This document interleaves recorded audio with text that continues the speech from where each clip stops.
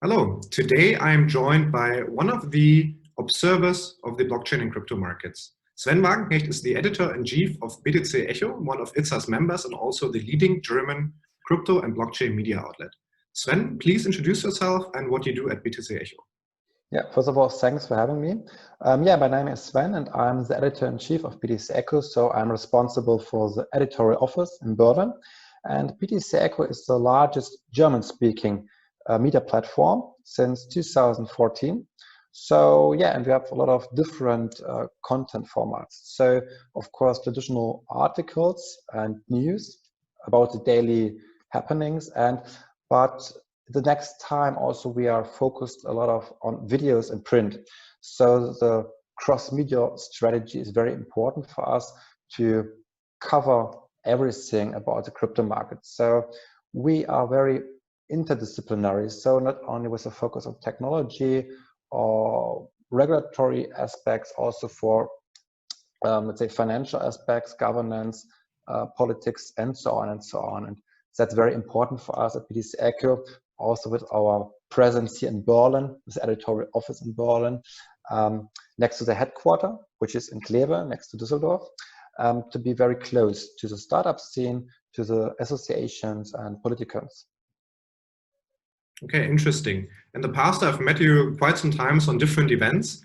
And so not only do you provide coverage, but I've got to learn a little more about BTC-ECHO. And I know that you don't only offer daily news, but also a monthly magazine and other things. Maybe you can go deeper into what else you offer at BTC-ECHO. Of course. So there's a monthly magazine where we have highly unique content with an investment focus. And yeah, so this is very important for us, not only have the fast online news, also the, let's say, long gainer articles with a lot of background information and insights about the scene, where we have exclusive reportages about different blockchain startups, for example. And the other part you mentioned is the educational part. So together with the Frankfurt School of Finance, the Blockchain Center with Philipp Sandner, the professor there, we launched an academy platform to educate the people, because we think blockchain technology and the use cases will only have success when the people understand what it's about. And so education is a big part of our platform, and in the future, of course, there will come a lot of more educational things, and video, as mentioned also before, will be a very important part of this educational strategy. Yeah, fascinating. And I think you give me the perfect transition. As you said, and I totally share this belief, education is one of the pre-requirements for successful blockchain adoption. Obviously, we at ITSA believe that also standardization plays a critical role in that. So I would be really interested to hear why you joined ITSA and how you see your role there. I think that every association makes sense that is connecting the companies and that gives or creates a lobby for the interest. And when we look back, we always had standardization development. So from tape recorders to MP3 players, standardization is absolutely necessary to commercialize new technology, new products, to give also from the investor's perspective, that's also very important, to give trust to the investors, because they need to know if they can rely on a standard.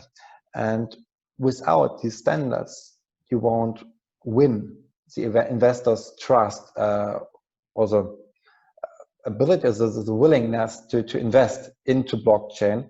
So standardization is also, due to international matters, it's really, really important for commercialization and implementation of decentralized infrastructures and use cases. Yes, I totally agree with that. And I think now would be a really interesting point to talk about one topic that you have more knowledge probably than anyone else, the developments on the German blockchain market. When you look at your numbers on the page impressions, what are the topics of the readers, mostly the German readers, that interest them the most? Yeah, I mean, of course, a lot of them are very investment driven. But not only, so we have a very diversified readers profile. But what we can observe, of course, is the tokenization of assets, a security token. And what is really interesting there is that we see more real estate projects right now that are getting tokenized than companies itself. And that shows us that there's a lot of, let's say, work to do in the future, also from the regulatory point. So a lot of articles or news we write about are from a regulatory standpoint, because we need, of course, some improvements in our regulatory framework to, let's say, build up a secondary market for security token. And next to it, of course, the custody is a very big topic as well. So what we need for a better development of the crypto economy is trustworthy custody solutions with an institutional grade, so that also institutional investors are able to invest into cryptocurrencies and in the future more also into security tokens. So tokenization, especially real estate, custody, of course, this is a big topic. Regulation is a very big topic. And if you look or go further and further and further, a little bit not directly to the investment scene, then we see, of course, non-fungible tokens. So in the gaming sector, this is a new development that is very, very creates a lot of traffic and interest, but it's very sometimes nerdy, maybe. And last but not least, of course, DeFi, decentralized finance. So in the last days, we could observe a very high increase of the prices of Compound, for example, or new DeFi protocols. So staking as an opportunity to generate some income is also very, the people like it very much, this kind of topics. Yeah, this is really interesting, because I would have imagined that most people, and maybe this is also true, still look for Bitcoin, as Bitcoin is the first touch point for blockchain, I think, with a lot of people. Of course, you might. I mean, everything starts with Bitcoin. Everyone from us started with Bitcoin, and that's a classic way. And the most people, of course, want to know where is the Bitcoin price, what are the price predictions, for example. But I think it's important also for us not to write only about Bitcoin. I mean, there are so many other use cases on financial side, of course, when we talk about security token, tokenization, decentralized finance, but also in the industry like logistics or supply chain. And that's so important for us, because we cannot always write about the Bitcoin price. That's not in our interest, of course. So it's always much more to write about, but Bitcoin is the starting point, of course.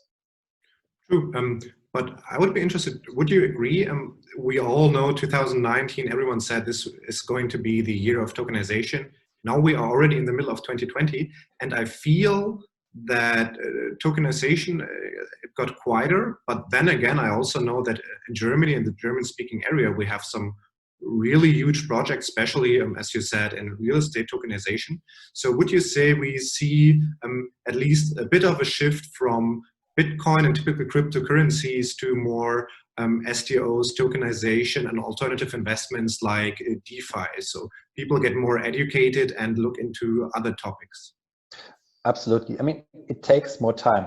So it was a little naive maybe to say in 2019, when we saw the first public SDL, that everything will develop like in the ICO bubble in 2017. That's not the case, because it's not a new underlying. So the underlying is a real estate, it's a company and not a new created value like a cryptocurrency. So of course it takes more time. And the institutional investors, as already mentioned, are very shy, of course, till now, because custody is a topic and still regulation. And what we need are changes in law, for example, to tokenize equity. It's still not possible in Germany. We always have bonds to cover security tokens. So there are a lot of things that are in change right now. But you are completely right. We see new institutions, new players, and that's more important, the old players.